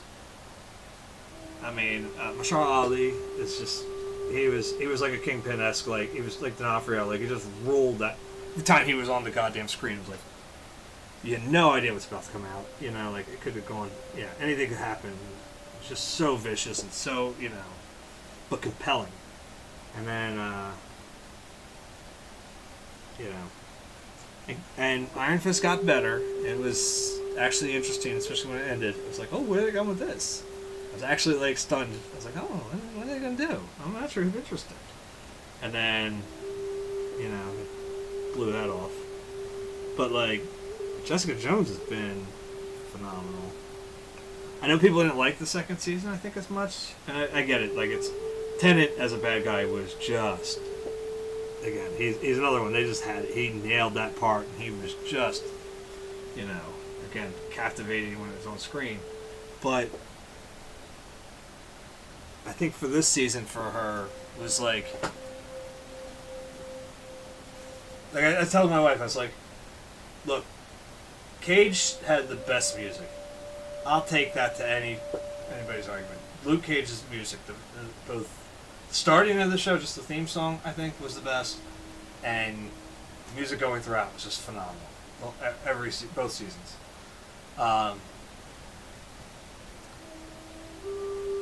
Daredevil was the best, plot-wise, acting-wise, all that. But Jessica Jones and Rittner's character especially. And my buddy of mine was very concerned about her. He was like, I don't think she's right for the role. And I was like, I'm willing to give it a shot, man. You know, I said, I'm just interested to see the character on screen. And, you know, I wasn't familiar with her before that. He had seen her, I guess, in the Girl in Apartment, whatever the hell it was. And he had said he was less than impressed, at least for it to be Jessica Jones, especially. And but man, I think she pulled it off. I think she had a lot of, as far as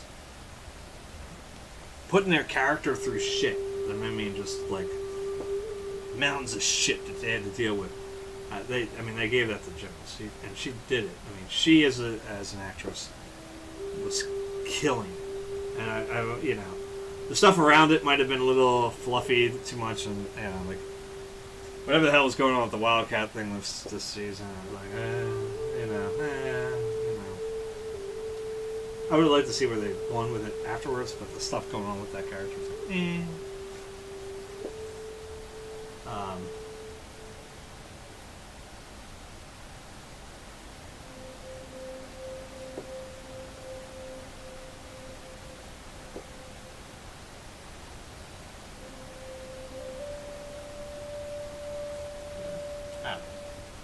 I don't know.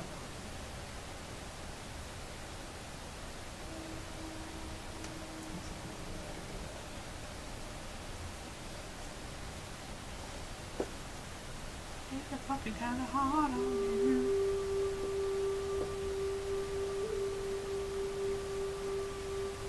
be like George. Ain't that fucking kinda hard on you?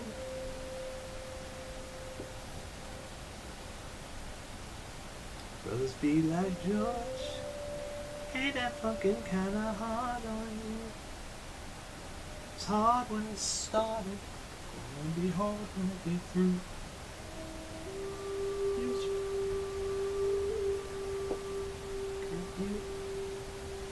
Could I be funky too?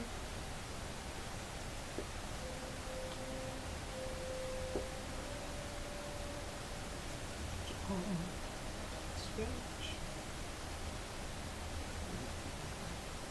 to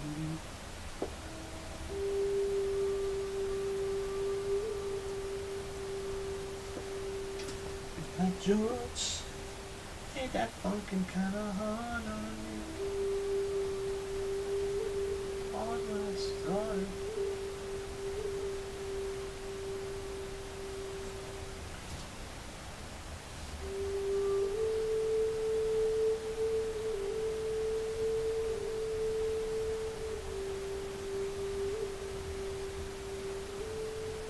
Alright, I'm trying to think what I need to do here.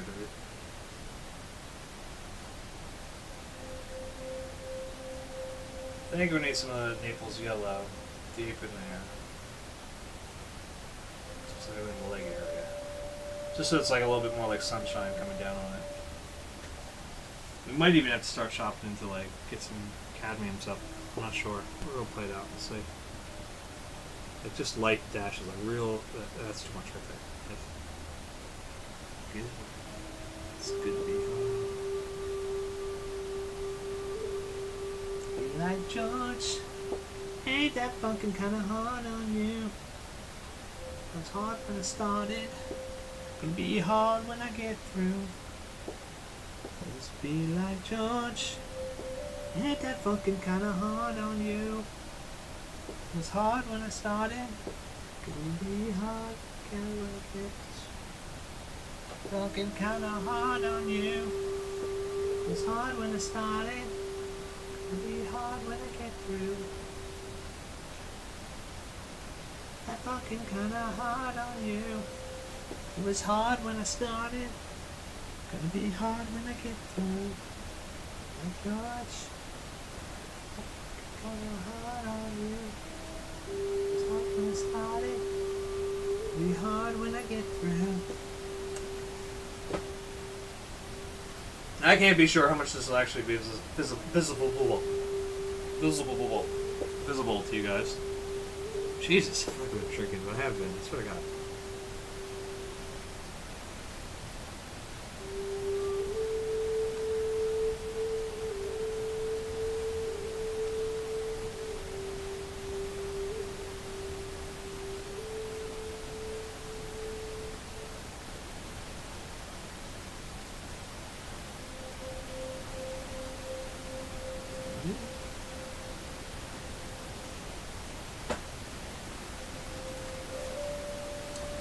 Is that fucking kinda hard on you?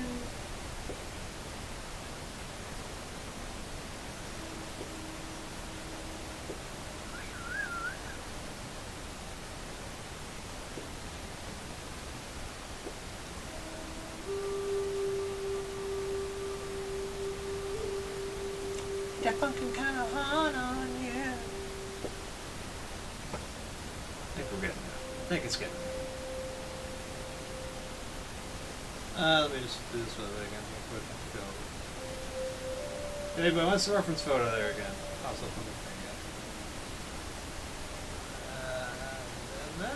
Where's mine? Something else.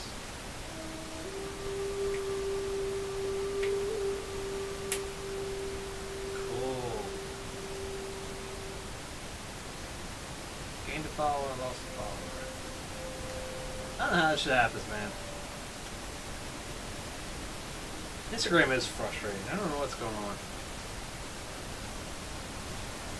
I mean, I know I missed yesterday, so I assumed I was going to miss the followers yesterday. I know this just pissed me off now. I may go on a rant a little bit. Because it bugs me that, like, I've watched a bunch of videos about how to improve here, how to improve there. You know, I'm just getting a few more followers here, a few more there. this has been working. Actually, I will say that this has been working. Which primarily the main suggestion or whatever is just make sure that you're staying. In other words, like if you keep posting regularly, do what you can as far as promoting it. But if you're still hitting your normal time, your normal dates, people expect you to be here, you'll grow the channel. And that's been pretty consistent as well. Took a while, I've been doing this now since March or April, but I'm happy where I am. Truth be told, I don't want to hit affiliate before this year's up. I want to make sure I have fresh time off. If I can even hit it, but if I didn't want to hit it, let's put it before the end of this year. If I'd done it earlier, maybe that would have been different, but I felt like I was already low on the time off, and I didn't want to really risk that. But if I hit it now, like, it's like, I really don't want to before the end of the year, because I promised that I would do a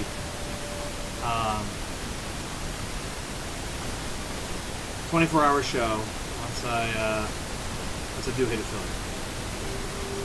And I will hold to that promise.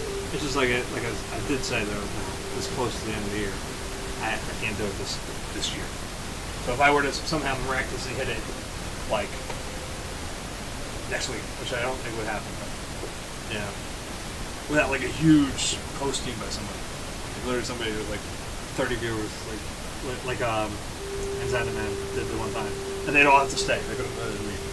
Everybody had to come in once, stick around for at least an hour, and then maybe offset the average or whatever. But even still, like I said, I'm digressing. And if I could hit it, I'd be very thankful. But like I said, I'd have to say, well, guys, I can't do this year. We're going to do it, start of next year. Once my time off makes sense, and I would hold true. But I just figure it'll be easier, cleaner. I won't feel like I'm disappointing anybody if I don't do it. If I don't hit it, all that being said, it's like this. Like I said, it has been working. Things have been growing exactly kind of where I wanted to be. I wish I could improve the stream more. That I don't know really how. And I mean that like on a technical level. I'm still trying to figure out why I can't seem to get a true 1080p out of the once it leaves Streamlabs over to Twitch itself. Yeah, there's something screwy between them, and I wish I could figure that out. I don't know what that is. And I am working. I keep trying to look through the little. Every little tag in that I can or whatever in the Streamlabs setup. I can't quite find it. There's something I've spotted, but it doesn't allow me to change it, so I don't know how to change it. I can. It's something that the computer's limited or whatever, and that's there. So I don't know if that's it. But I'm hoping I can figure something out. I mean, I'll be honest, looking at like what I would like to have for a stream as far as computer software, or not software, like hardware goes, and cameras and all that. Like, I gotta get $3,500 somewhere. And I have no idea where I'm gonna get that money. Because I'm up to my eyeballs and fucking dead. But, so let's just start selling fucking paintings out the butt. Like, that ain't coming out anytime soon. But like I said, this has been working. What bothers me is I hear on Instagram, post every day, make sure you're posting new stuff, that you're showing lots of interest, stay focused on one thing. If you're an artist, don't show pictures of your family, don't, show pictures of your work. And I've been doing that. Every fucking day. I post a photo before I come on here, about 20 or 30 minutes beforehand. Hey, I'm going live on stream tonight, blah, blah, blah. I post a photo of what I did that night. Hey, this is what I did. Next stream is blah, blah, blah. Come see me then. And maybe that's a little whoring out. I don't know. Maybe that's a little too much. Maybe, I don't know. Maybe that's what's the problem, is people aren't liking selling, pitching this all the time.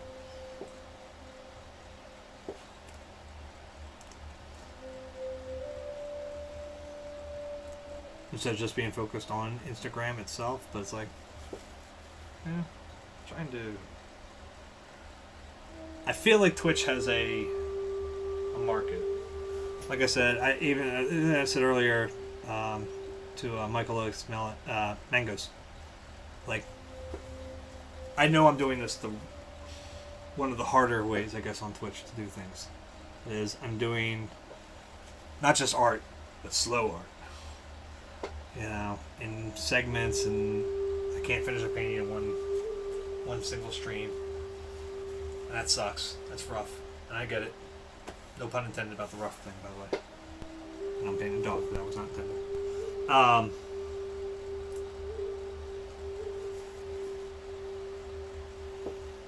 God, that was like almost like a dad joke too, like an unintended dad joke. God.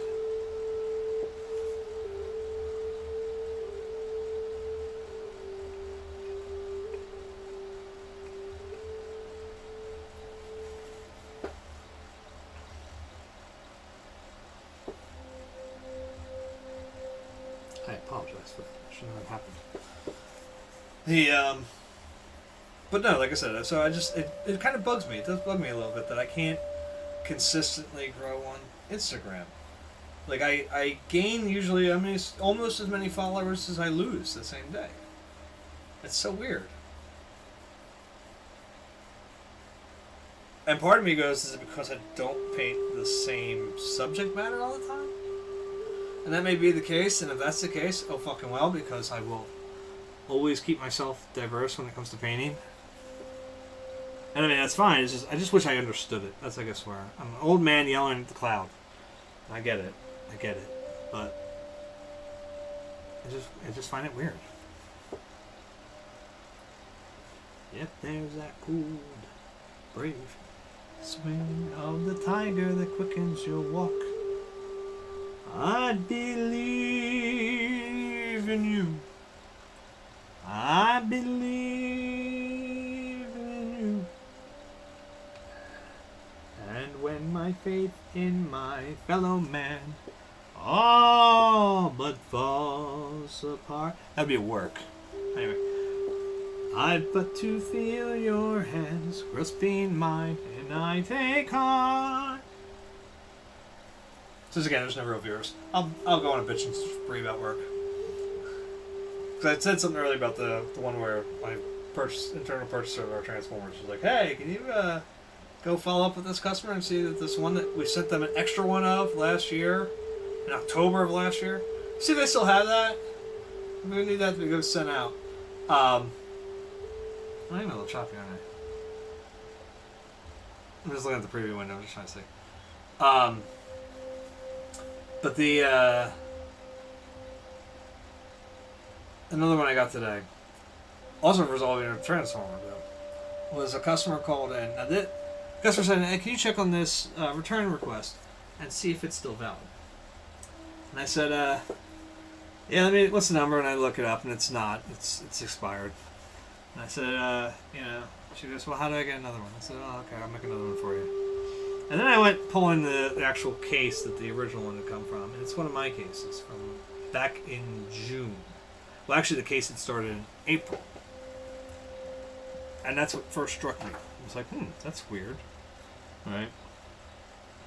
And what it looks like is that there had been, actually another Transformer, had been damaged on its way to this customer, and they had needed to get it taken care of, and it was a weird situation, and there was a lot of stuff that was like a weird back and forth going on, and it took almost 2 months to get the RMA, the return material or whatever agreement, which is what they were looking for. See if it's still valid. Now they expire usually after 2-3 months at best. I think 3 is about the longest I've ever seen. Well, the thing is, if you look in that case, she's pounding me for an answer on it. She's pounding to get that, RMA. She's riding my ass almost every day on that thing. And then they got it, and then they send it back. And now not only did they not send it back, they let it sit for 6 months. And they were like, hey, yeah, We really need to return this because you guys are overbilling us. Like, well, no, we're not overbilling you. You didn't send your shit back. And part of me could have been, I would have been a hard ass, except for the fact that I know that this customer would immediately go up to their bosses, like to my boss and all that, and even if technically I would be in the right. I would actually be in the right on that one, based on our company policy. That you're supposed to expect, you are expected when I send you a return thing, you're expected to return it within a timely manner. 6 months is not in a timely manner. And especially because I think we had to file a claim to get the money that, and that never, now it gets weird. So anyway, I found that very amusing today. Like, here, this bitch has rode my ass. I mean, rode my ass. She go. I wanted to print them out and send them to her, like physical copies, so she could see how many times she told me, "I need that RMA."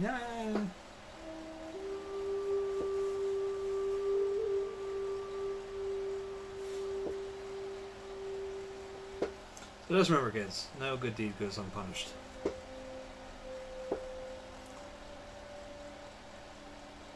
This is the same company that wanted me to go up because they were having problems with us as a team, and they wanted us to work together to sort it out, which basically that would have been a here's why you guys fucking suck mess for us, and we would have had to sit there and take it.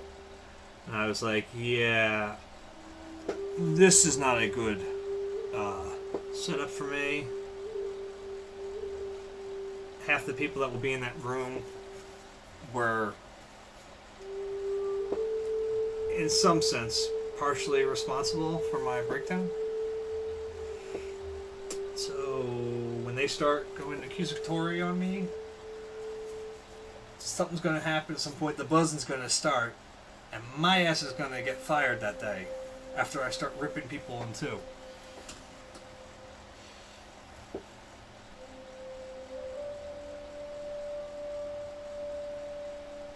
You know? I'll go like all Megatron. I want 2 pieces! Oh god, I just referenced the Bayformers. Anyway.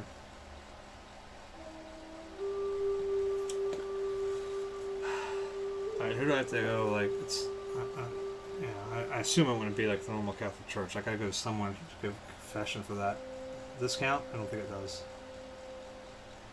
Since it was done on here, I don't think it counts for it.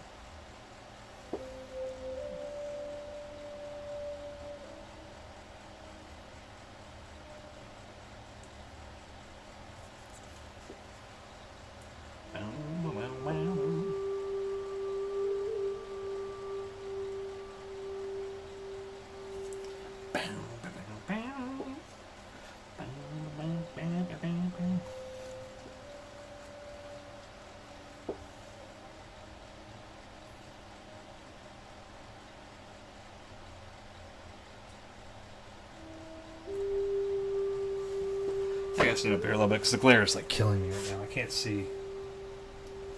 And my ass is falling asleep too. I know. Too much information.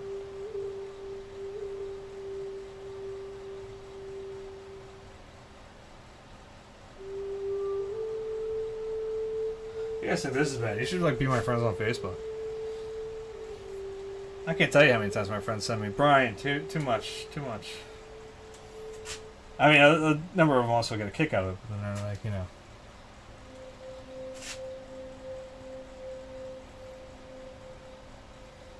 I make posts about, I'm not sure what just came out of my ass, but it called me mama as I went down the toilet.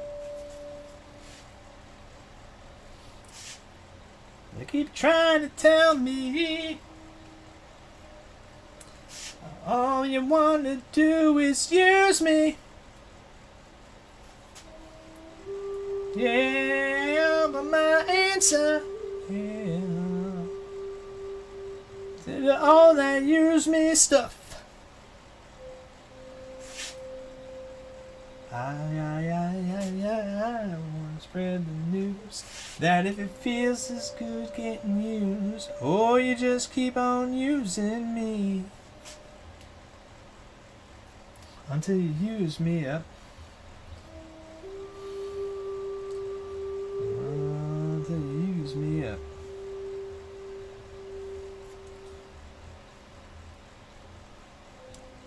brother. Sit me right down and he talked to me. He told me that I would not let you just walk on me.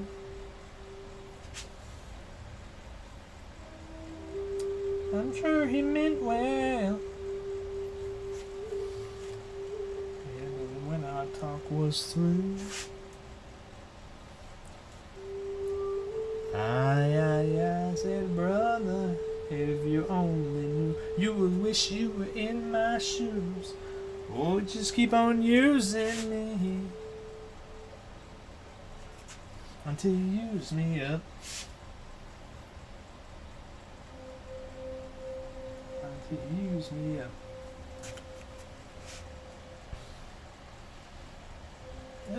Sometimes. That's true, you really do abuse me.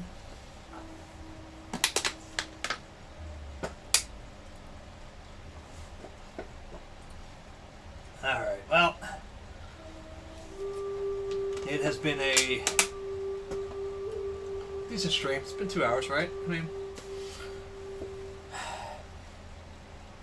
I think this is going to be like the rest of the body. I'm going to have to sit with this a little bit first before I consider what we're doing next. I think we're going to be pretty hard pressed. I think it's safe bet to say we're going to be pretty hard pressed. In fact, I'm going to start a little bit. Let me start a little bit right here, just to get like some bass in, because I really put too much in there.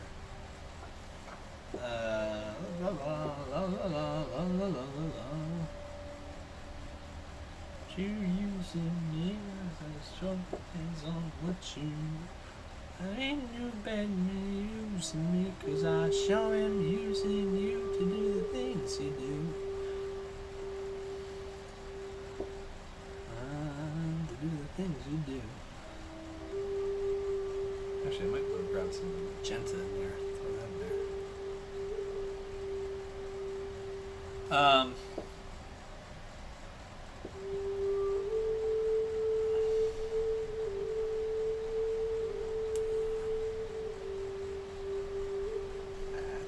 Got the payback. Revenge. I'm mad.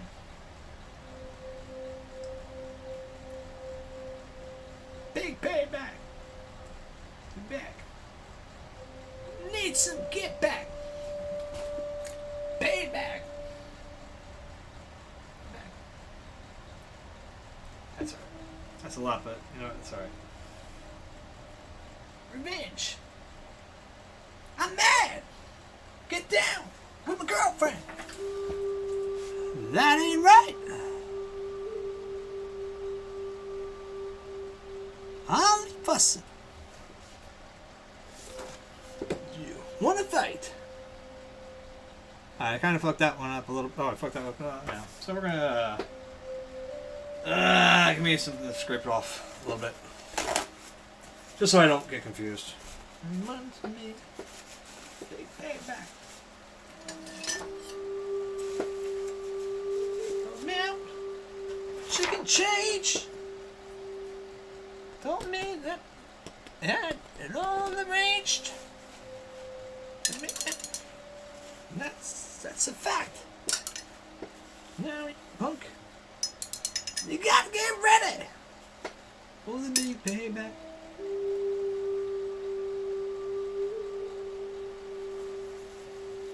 Payback. Can do wheeling. I can do dealing. But I don't do no damn squealing. I can dig rapping. Ready. I can dig scrapping. Do that. Backstabbing. I didn't hear that tight. And then we're going to close it off. So I make a mistake like that, and it's time to call it quits for tonight. We're going to just take off that whole nostril, I think. Yeah, that's alright. That's alright. We'll take that off. We fucked that up. No point leaving it. Yeah. So, there's only 2, and it's probably me, like I said, on both of them, because nobody's here waving their hands. Wow, the saturation's really high on that. This shirt is not that color blue. Sorry, I was realizing that. Like, it seems to depend on whether I get in front of it, whether the reflective color is too much too on it. So check out Instagram at Menaceart for what it really will look like when I'm done. I'll take a photo, put it up there. I'm not going to raid because, like I said, it's only 2 of us, probably me. But I'm my own best friend. All right.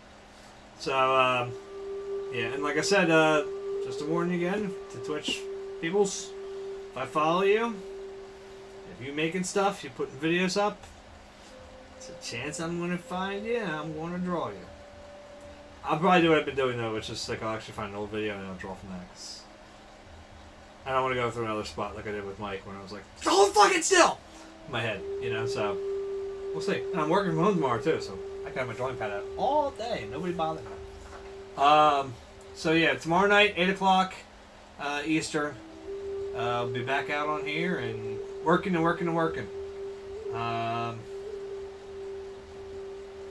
So yeah, so 8 o'clock till again probably about this time, maybe 10:30 if we push it, and then we'll see how I feel. All right, catch you later.